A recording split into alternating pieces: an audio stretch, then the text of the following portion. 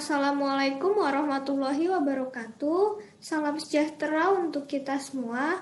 Perkenalkan kami dari tim Komputer ICEI 2020 yang beranggotakan Muhammad Rauf dan saya sendiri Afifah Justisia Firdasanti bermaksud untuk mempresentasikan esai kami yang berjudul Menghidupkan Kembali UMKM, The Policymakers Perspective.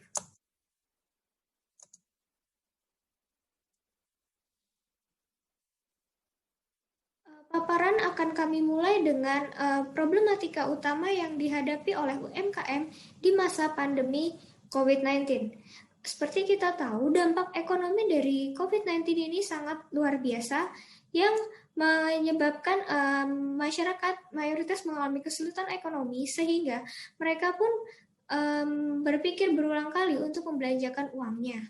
Dan dampaknya daya beli masyarakat turun kurang lebih sebesar 362 triliun di periode 30 Maret hingga 6 Juni 2020 dan berdampak pada terganggunya equilibrium dari sisi permintaan yang mengakibatkan supply menjadi berlebih.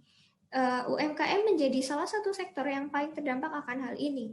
Dapat kita lihat bahwa 90% UMKM mengalami gangguan arus kas dan 70% diantaranya harus berhenti berproduksi karena untuk meminimalisasi risiko kerugian yang lebih besar jika mereka tetap berproduksi. Pada perekonomian negara, hal ini menimbulkan dampak yang cukup signifikan, yakni pertumbuhan ekonomi Indonesia yang semula berada di angka 5,02% pada tahun 2019 anjlok hingga minus 5,32% pada kuartal 2 tahun 2020.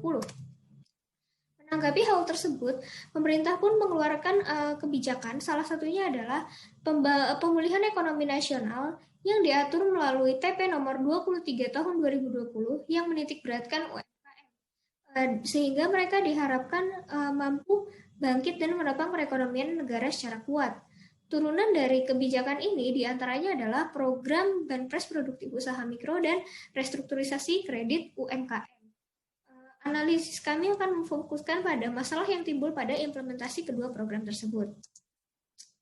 Yang pertama, ini ada Banpres Produktif Usaha Mikro atau lebih dikenal dengan BLT UMKM.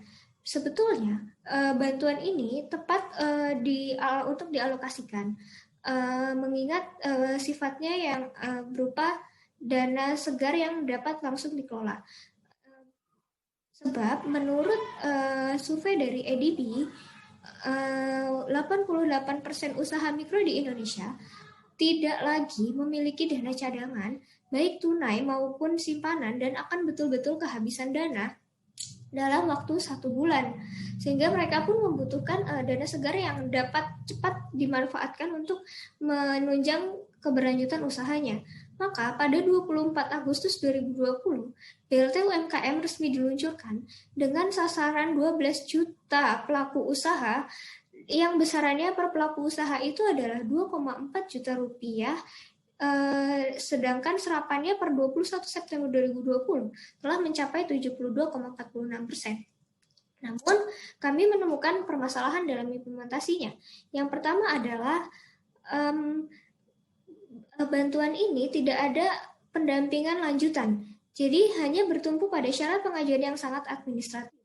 Memang tidak dipungkiri verifikasi yang diterapkan oleh pemerintah sudah berlapis dan ketat. Namun, hal ini miss dalam pendampingan lanjutannya, dalam memastikan untuk apa dana tersebut dialokasikan, seperti itu. Sebab jika tidak ada mekanisme pendampingan lanjutan ini, sangat mungkin untuk disalahgunakan, misalkan dialokasikan untuk pemenuhan kebutuhan sehari-hari, mengingat mayoritas usaha mikro ini masih dijalankan dari rumahan dan mereka pun pasti kesulitan untuk memenuhi kebutuhan rumah tangganya, dan uang dari bantuan tersebut sangat besar kemungkinan digunakan untuk menutupi kekurangan tersebut. Yang kedua adalah ketiadaan pendampingan tersebut merefleksikan bahwa bantuan ini bersifat jangka pendek dan tidak bisa menjamin keberlanjutan usaha ke depannya.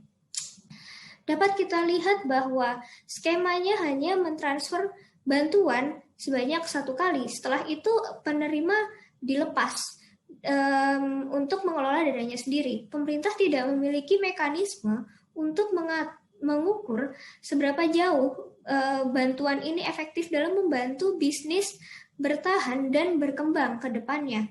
Sebab untuk membuat UMKM bangkit, seperti tadi disinggung di awal bahwa 70% sudah berhenti berproduksi, ini tentu harus dilakukan secara bertahap.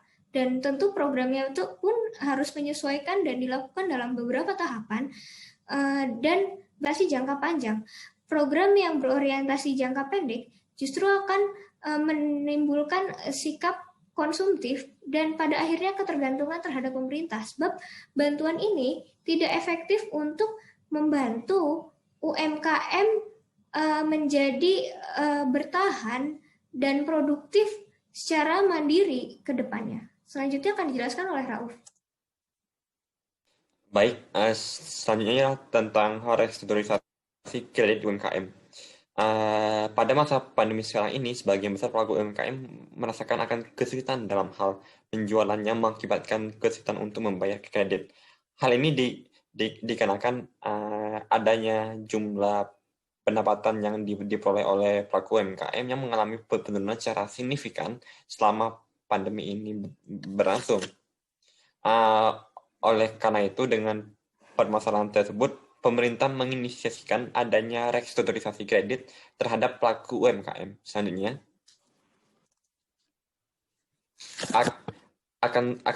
tetapi dalam pelaksanaannya masih saja terdapat beberapa kendala dalam hal regulasi yang kurang jelas, sehingga mengakibatkan ketidaktepatan sasaran seperti adanya ketidakjelasan regulasi yang ditandai dengan diksi dapat dan bisa, yang menjadikannya semakin abu-abu dan tidak jelas. Keperpihakan diksi ini juga merefleksikan implementasi restrukturisasi kredit dilimpahkan kepada bank dan lembaga pembiayaan bukan bank. Oleh karena itu, kredit relatif sulit didapatkan bila debitur-debitur mengajukan pinjaman di luar bank. Selain hal tersebut, terdapat pula ketidakaktifan partisipasi masyarakat dikarenakan kurang masifnya sosialisasi yang dilakukan oleh pemerintah. Hal ini dinilai belum efektifnya sosialisasi yang dilakukan untuk menjangkau ke daerah-daerah di Indonesia. Oleh karena itu, hal tersebut membuat serapan dana menjadi lebih rendah dikarenakan banyak pelaku UMKM yang tidak mengetahui akan keberadaan program tersebut. Sosialisasi ini hanya sebatas dilakukan dengan para pejabat negara seperti presiden dengan menteri maupun sebaliknya. Selanjutnya.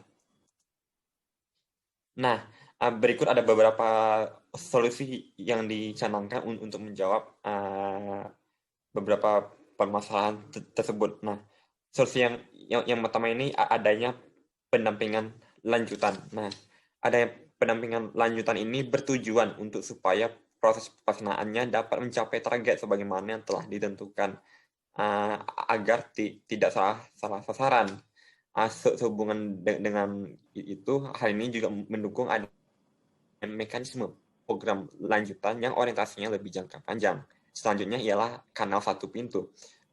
Kanal satu pintu ini supaya masyarakat tidak akan merasakan akan kesusahan dalam menentukan jalan yang dijadikan sebagai acuan dalam proses kredit. Terus selanjutnya ialah adanya sosialisasi yang lebih masif. Nah, hal ini dilakukan supaya dalam pelaksanaannya dapat menjaring hingga ke daerah-daerah di Indonesia. Terlebih lagi dalam hal ini keterlibatan masyarakat sangat dituntut untuk lebih produktif di tengah masa pandemi dengan berperan aktif dalam menunjang ekonomi negara melalui gerakan usaha. Mungkin cukup sekian paparan dari tim Komputer. Kurang dan lebih mohon maaf. Wassalamualaikum warahmatullahi wabarakatuh dan selamat siang.